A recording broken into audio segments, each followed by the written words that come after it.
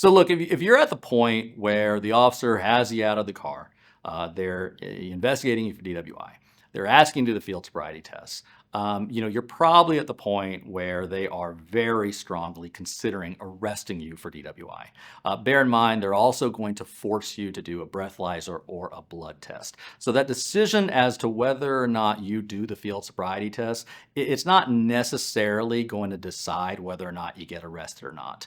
If you pass it, there's still a pretty good chance at that point you're getting arrested. So minors in Texas have to be really careful with alcohol and driving. They're actually subject to two laws in Texas. Minors can get DWIs, right? So if somebody under the age of 21 has alcohol in their system above the legal limit, they can actually get a DWI.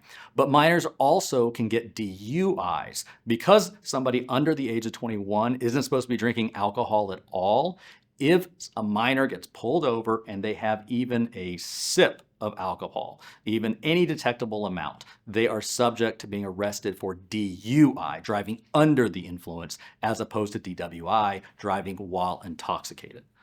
After a DWI, you're going to want to hire a DWI attorney. DWIs are actually like kind of a specialized area of criminal defense.